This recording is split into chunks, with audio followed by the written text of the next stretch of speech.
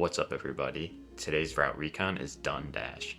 This is a new one that's part of the Zwift Unlocked series, but as always, we're going to look at each segment so we know how to race as efficiently as possible, as well as some power-up opportunities.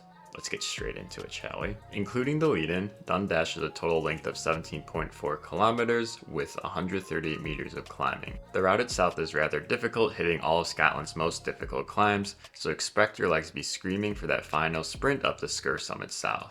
This is a rare start where a power-up is provided as soon as you exit the pen. From here, the road will wind down towards Glasgow via a slow and easy descent. The descent will largely prevent flyers from distancing the group from a hot start because the peloton's momentum will be very difficult to outpace. There's a slight false flat as you ride over a stone bridge, but again, nothing to really write home about. Those familiar with the downtown Glasgow crit circuit will be a little thrown off by this one, as the group will take a right-hand turn to begin a counterclockwise loop. Get into tail gunning position early, as your first left-hand turn will start with a slight dip of negative gradients before hitting around 2 to 3% climb under the bridge. This briefly flattens out before the hairpin to the champion sprint, where the climb briefly reaches 4% and then slightly undulates from there on after. You can also re-roll your power up here if you're looking for a feather for the Clyde kicker reverse or the climb right before. Slowly begin easing towards the back of the pack when descending the road parallel to the sprint, because the -7 and 3% gradients will offer a great break and also give you nice momentum in the group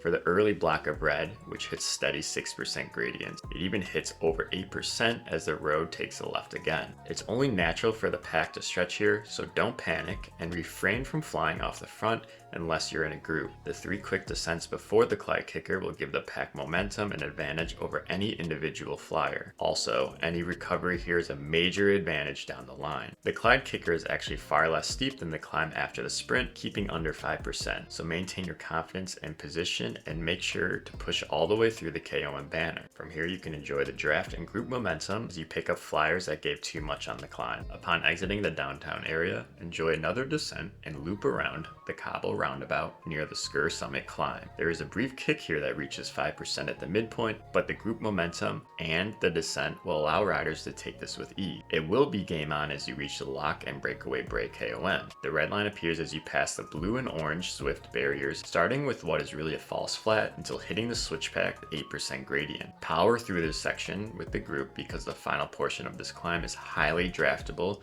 being the gradients stay largely under 4%. Just as before, do just enough work to stay with the bunch because the castle climb is just down the road, and also refrain from easing too much as the group can quickly create additional gaps on the steep downhill after the banner. The castle climb has an extremely steep start, getting above 8% and is there undraftable. Similar to before, use the group's momentum to get through the steep gradients with ease and don't rest until you're through the castle safely in the corkscrew. Once you're in the corkscrew, this is your last chance to rest in the race. The road will pick up all the way through the Loch banner and is arguably the most difficult portion of the course. It is here where climbers will try and drop sprinters via an infernal pace. Just remember that other than the steep segment that gets above 4%, you're really looking at a false flat approach to the top, so staying in the group's draft is absolutely key, especially if flyers off the front try and get a head start on the Sgurr summit climb. False flat itself won't end until the banner slowly begins to come into view. After pushing through the Loch loop banner, you'll take a left at a roundabout for the final push. The red KOM line appears just before the last house on the left, which also marks where the slight dip is before the climb. The group's momentum will push the group through the crazy 9% gradients before flattening to a longer 7% climb, and then finally a draftable 2%. Keep the gaps close and stay in the draft for this long false flat. Most serious moves won't appear until hitting the first of the 2 switchbacks, before more gradients of over 8%. Save your kick for these final steep gradients towards the end of the race, because many riders will have been dropped, meaning the peloton's momentum has far less of a factor on deciding the race. Do keep in mind, however, that the crest of the climb is not the finish. There are 2 additional quick bends that give riders with steering an opportunity to cut corners